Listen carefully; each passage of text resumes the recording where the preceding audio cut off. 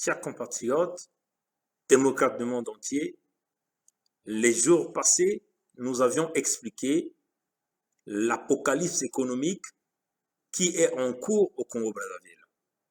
Aujourd'hui, nous allons revenir avec quelques explications sur cette apocalypse économique et puis nous allons faire notre petite analyse sur le communiqué du collectif des partis d'opposition lu par M. Christophe Mukwege. Comme vous le savez, chers compatriotes, démocrates du monde entier, le 21 au 22 mai 2016, M. Dominique Strauss-Kahn, l'ex-directeur du Fonds monétaire international, a fait un petit crochet à Brazzaville, invité par M. Sassou Nguesso, l'ancien président du Congo-Brazzaville, qui s'autoproclame président de la République avec 8% des voix. Nous savons tous que quand un criminel est dans une situation difficile, il fait toujours appel à un criminel. Et pourquoi nous le disons? Monsieur Dominique Strauss-Kahn, pour ceux qui ne le connaissent pas, fut l'ancien directeur du Fonds monétaire international qui a été mis en examen à New York pour une affaire de délinquance sexuelle, notamment dans l'affaire Nafissatou Diallo. Et aussi, il a été mis en examen en France, l'affaire de Carrington de Lille, qui entraînait beaucoup de prostituées.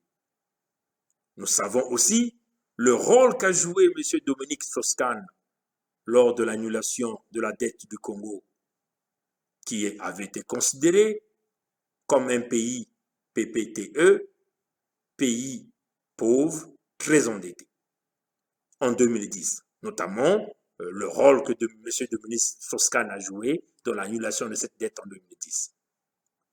Aujourd'hui, la situation économique du Congo est devenue très chaotique parce que vous aviez un système mis en place par Denis Sassou Nguesso, un système économique de taxation qui a fait que les entreprises ne peuvent plus faire des bénéfices. De nombreuses entreprises ne peuvent plus continuer leur activité économique au Congo-Brazzaville. Les unes sont en train de fermer, les autres sont en train de faire la restructuration, donc dans laquelle de nombreux Congolais sont en train de perdre leur emploi.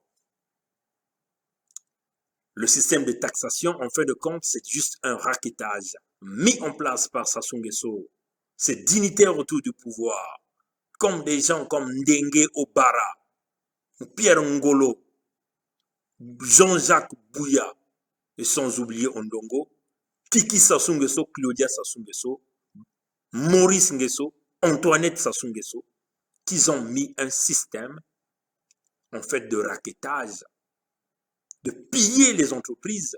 Aujourd'hui, les entreprises ne peuvent plus. Plusieurs Congolais sont en train de perdre leur emploi.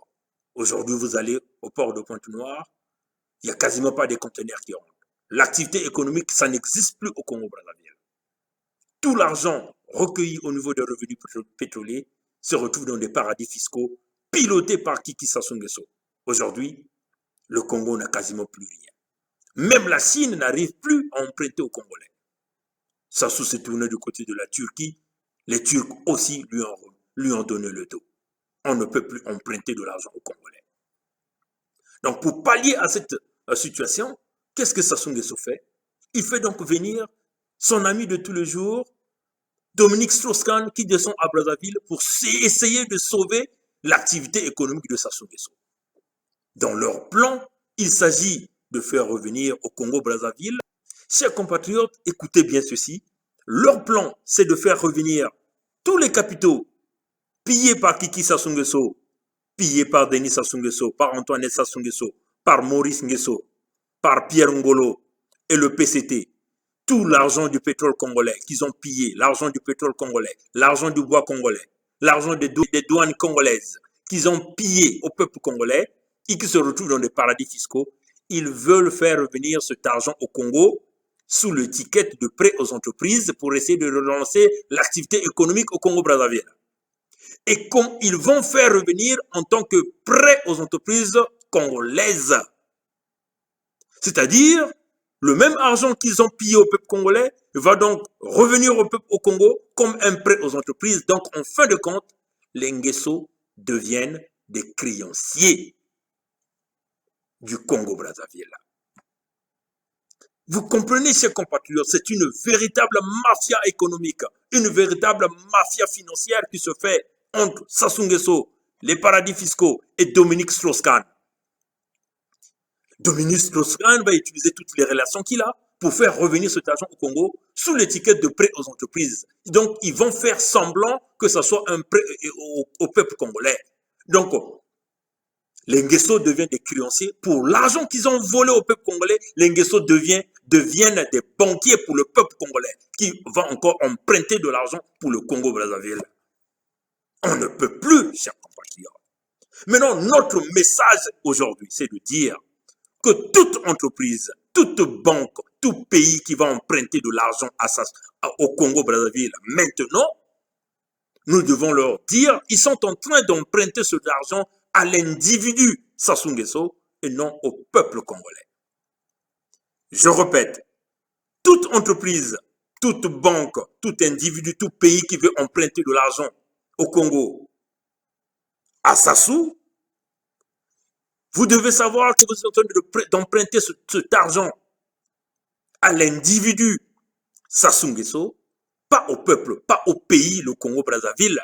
Parce que Sassou ne représente pas le Congo-Brazzaville. Sassou n'a eu que 8%, il ne représente pas le peuple congolais. Son élection n'est pas reconnue par la communauté internationale.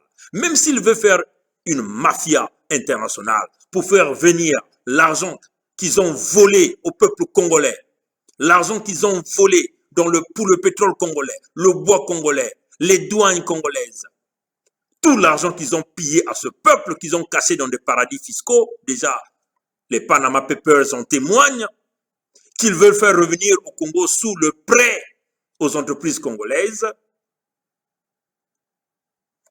Vous devez savoir, et que les Nguesso veulent devenir des créanciers pour le peuple congolais, vous devez savoir que tout cet argent-là ne sera jamais considéré comme un prêt au peuple congolais, mais un prêt à l'individu Sassou Nguesso pour l'argent qu'il a volé au peuple congolais. Donc le Congo ne remboursera jamais cet argent parce que vous le donnez, vous voulez l'emprunter à l'individu Sassou Nguesso. Et nous en sommes sûrs que tout le monde, tous les Congolais, sont sur une même lignée dans cette pensée. Chers compatriotes, la situation est grave. La situation économique du Congo, elle est grave. Nous ne pouvons pas continuer à voir que l'argent qu'ils ont pillé au peuple pour le pétrole congolais va donc revenir sous forme de prêts aux entreprises congolaises et que les Nguesso deviennent aujourd'hui des créanciers pour le peuple congolais. Jusqu'à quel point allons-nous accepter ça? Non, nous ne pouvons pas. Alors, nous avions tous vu le collectif de partis d'opposition, notamment collectif organisé par M. Mathias Nzan, par M. Itadi et Christophe Mukwege. Mukwege venait de lire un communiqué dans lequel il a dénoncé tout ce qui se passe au Congo-Brazzaville. Oui, c'est bien de dénoncer avec l'arrogance, avec énergie. Mais vous dites, vous demandez un dialogue. Mais c'est ce que le peuple congolais ne veut pas. Demandez le dialogue à quelqu'un qui ne fait que s'acheter des armes de guerre. Comment osez-vous demander le dialogue à quelqu'un qui a déployé toute son armée, ses milices privées dans tout le Congo en train de faire la répression au niveau du peuple congolais? Comment osez-vous demander le dialogue à quelqu'un qui n'est même pas reconnu comme président du Congo-Brazzaville? Comment osez-vous demander le dialogue à quelqu'un qui vous a enroulé dans la farine pendant le dialogue de Vaud, le dialogue de Doluzy, le dialogue de Brazzaville, même le dialogue de Sibiti, ils vous ont enroulé dans la farine. Même votre dialogue de l'opposition de Diatta, ils vous ont enroulé dans la farine. Vous avez refusé au référendum, il a fait un passage en force. Vous avez refusé l'élection présidentielle, mais il vous a amené une commission nationale électorale indépendante du Parti congolais du travail. Voilà pourquoi nous, dans l'opposition, nous avions réfléchi, mettre en place notre commission technique électorale, qui a d'ailleurs démontré aux yeux du monde entier que Sassou Nguesso est un véritable fraudeur, un véritable tricheur, qui aujourd'hui, la communauté internationale ne reconnaît pas l'élection de Sassou Nguesso parce qu'il n'a eu que 8% de voix. Comment osez-vous aller au dialogue avec l'individu qui n'a eu que 8% des voix des Congolais? Mais écoutez, M. Christophe Mukwege, Mathias Nzan, il t'a dit, il faut expliquer aux Congolais réellement votre objectif. Nous, peuple congolais, nous, diaspora, n'allons jamais dialoguer avec Sassou Nguesso parce qu'il n'est pas reconnu par le peuple congolais, il n'a eu que 8% des voix. Et nous répétons encore à M. Mathias Nzan, à M. Christophe Mukwege, vous vous dites opposant, mais vous ne l'êtes pas opposant. Vous n'êtes pas des opposants, vous. Vous n'êtes pas en résidence surveillée. Vous voyagez comme vous voulez à l'intérieur du pays. Vous voyagez comme vous voulez à l'extérieur du pays. Il faut d'ailleurs expliquer ici au peuple congolais pourquoi Mathias Nzan n'était pas candidat à l'élection présidentielle. Un petit fait rapide. Monsieur Mathias Nzan avait des difficultés financières. Il chercha donc à vendre sa maison à 500 millions de francs CFA. Ne trouvant pas de preneur, Kiki Sassou Nguesso se présente comme l'acheteur. Kiki acheta la maison. La nouvelle arriva aux oreilles de Sassou Nguesso. Sassou Nguesso appela son fils Kiki en lui disant « Va remettre les documents à ton tonton Mathias Nzan ». Kiki le faisait et Sassou dira encore que tu dois le laisser avec les 500 millions que tu lui as donnés. Donc Mathias Nzan s'est retrouvé avec une maison non vendue et ces 500 millions entre ses mains dans les poches. Et c'est ce qui avait fait que Mathias Nzan retire sa... n'ait même pas eu l'intention de poser la candidature à l'élection présidentielle. C'est ça qu'il faut dire au peuple congolais. Que Mathias Nzan, ce n'est qu'une taupe utilisée par Sassou Nguesso. Tous nous savons que Mathias Nzan fut ministre des Finances de Sassou Nguesso pendant la guerre de 1997. Mathias Nzan avait la responsabilité d'acheter les armes de guerre pour Sassou Nguesso lors du coup d'État de 1997. On ne parle pas d'ici de guerre parce qu'il n'y a jamais eu de guerre au Congo. C'est plutôt un coup d'État de Sassou Nguesso qui a plongé le pays dans la merde. C'est ça le rôle que Mathias Nzan a joué. Mathias Nzan n'a pas pu poser sa candidature parce qu'il a reçu les 500 millions de la maison qu'il voulait vendre. C'est ça qu'il faut expliquer au peuple congolais. Quant à Christophe Mukwege, peux-tu l'expliquer au peuple congolais? Comment il arrive à voyager Brazzaville, Libreville à Paris, Brazzaville, Libreville à Abidjan, Brazzaville, Libreville à Abidjan. Christophe Mukwege, peux-tu l'expliquer au peuple congolais où est-ce qu'il a eu les 15 milliards de francs CFA qu'il a déposés dans une banque au Gabon? Alors, chers compatriotes, démocrates du monde entier, si aujourd'hui Christophe Mukwege prenait un discours, se mettait à faire un discours avec arrogance, en manipulant les termes et les mots avec la langue de Molière, en expliquant aux Congolais où est-ce qu'il a eu les 15 milliards qu'il a déposés dans une banque au Gabon, le peuple congolais écoutera et lui dira « Oui, vous aviez raison, il est temps qu'on aille au dialogue ». À M. Itadi, comment M. Itadi peut expliquer aux Congolais sa maison, il n'est jamais mis à résidence surveillée. Il voyage de Brazzaville à Pointe-Noire, même chez lui à Sibiti. On a le Koumou, bien sûr. Alors, nous comprenons bien que ces trois individus, ce sont les véritables qui ont détruit l'IDC Fokar à l'époque, qui sont sortis, qui ont fui l'IDC et le Fokar. Mathias Nzan, qui a reçu les 500 millions d'une maison qu'il n'a jamais vendue, une maison qui avait été achetée par Kiki, mais qui lui a remis tous les documents de la maison parce que Sassou lui a dit à son fils que c'est en tentant. Donc tu ne peux pas acheter sa maison. Laisse-lui, remets-lui les documents, laisse-lui garder les 500 millions de francs CFA. Aujourd'hui, Mathias Nzan a ses 500 millions dans ses poches. Christophe Mukwege, qui voyage à tout moment, plus de 40 voyages sur Brazzaville, Libreville, Abidjan et Paris, ainsi de suite. Ces gens-là ne sont jamais à résidence surveillée. Et Christophe Mukwege, qui a transféré 15 milliards de francs CFA dans une banque au Gabon, il t'a dit, qui voyage partout, qui mange comme un roi au Congo-Brazzaville. Nous comprenons que ce fameux nom de collectif des partis d'opposition, ils utilisent le terme opposition, ce n'est que des tops que Sassou utilise, et que ces gens-là, vous comprenez bien, ce peuple congolais, ce sont ces trois qui sont ces jours-ci montés au créneau pour demander un dialogue avec Sassou Nguesso. On ne peut jamais dialoguer avec Sassou. Vous avez dialogué plusieurs fois. Dolizy, Evo, Brazzaville, ça n'a jamais marché. Ils vous ont roulé dans la farine. De quel dialogue parlez-vous? Vous, ces trois.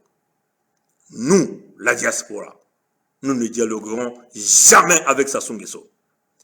Vous voulez aller dialoguer pour légitimer toutes les sanctions économiques qui ont cours au Congo-Brazzaville, les interdictions de voyage qui sont au cours pour les dignitaires au pouvoir au Congo-Brazzaville. Vous voulez légitimer Sassou? Vous voulez encore aller sauver Sassou? Non, nous ne dialoguerons jamais avec Sassou Nguesso. On vous le répète. Nous, la diaspora, nous allons décider. Et notre décision, elle est claire. Qu'il s'agit de la diaspora d'Europe, la diaspora du Canada, la diaspora des États-Unis, la diaspora d'Afrique, on ne va pas oublier, parce que nos amis, nos compatriotes de l'Afrique du Sud sont en train de militer très fort. Nous n'accepterons jamais de dialoguer, on ne dialoguera jamais avec Sassou Nguesso, on ne peut jamais négocier, il ne représente pas la légitimité, il ne représente pas la légalité au Congo-Brazzaville. Sassou Nguesso est un criminel, Sassou Nguesso est un voleur, un véritable voleur, que nous ne pourrons jamais négocier avec lui. Il encore, nous tenons à rappeler à ces trois, pourquoi vous l'appelez président? Parce qu'il manque le respect à ce peuple.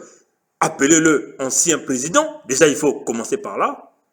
Parce qu'il ne mérite plus d'être appelé président Sassou. Il n'est pas le président du Congo. Il n'est pas élu. Il n'a jamais été élu. Il n'a jamais représenté l'unité nationale. La nouvelle génération du Congo vous dit encore, tous ces jeunes du Congo vous disent encore que nous ne dialoguerons jamais avec Sassou. Vous voyez, les étudiants de l'université Marangwabi sont en grève parce qu'ils n'arrivent pas à payer les bourses. Tout l'argent a été volé, pillé dans les paradis fiscaux par Kiki Sassou Nguesso. Donc, ce système que nous tenons à expliquer au peuple congolais ici, que Mathias Nzan, Itadi, Christophe Mukwege, qui prennent le titre de collectif des partis d'opposition, ce n'est pas une opposition. Ces gens-là travaillent, ils cherchent à légitimer le pouvoir de Sassou Nguesso. Donc, ces gens-là, ces derniers temps, ils sont montés, ils sont en train de parler, le dialogue. Nous ne pourrons jamais négocier ni dialoguer avec Sassou Nguesso. Il va encore vous enrouler dans l'appareil. Vous voulez aller le légitimer? Allez-y dialoguer avec lui. Vous trois, allez-y dialoguer. C'est ça le problème. On ne peut pas. On vous le dit encore, chers compatriotes, à nos collègues, nos compatriotes de la diaspora de Paris, la diaspora d'Europe, la diaspora d'Afrique du Sud, la diaspora des États-Unis, la diaspora du Canada. Si ces trois individus, Mathias Nzan, Christophe Mukwege, Itadi, ces trois-là veulent dialoguer avec Sassou Nguesso, nous le mettrons aussi sur une liste rouge parce que nous constatons que ces gens-là, ils travaillent avec Sassou Nguesso. Ils veulent encore manipuler le peuple. Nous, la nouvelle génération, les jeunes qui ne connaissent pas vos problèmes du sud-nord, là, ces gens-là cherchent à vivre comme ceux qui vivent en Europe, un petit boulot. Il va à l'école, une bonne université, il étudie, il travaille. Nous, ces jeunes-là, nous ne voulons pas dialoguer avec Sassou Nguesso. Il représente le passé. De toutes les façons, Christophe Mukwege représente le passé. Itadi représente le passé. Qu'est-ce qu'ils ont foutu, Christophe Mukwege? Il était secrétaire général de l'UPARES. Il était au pouvoir. Qu'est-ce qu'il a fait? Rien. Itadi, il était ministre. Qu'est-ce qu'il a fait? Rien. Mathias Nzan, qu'est-ce qu'il a fait?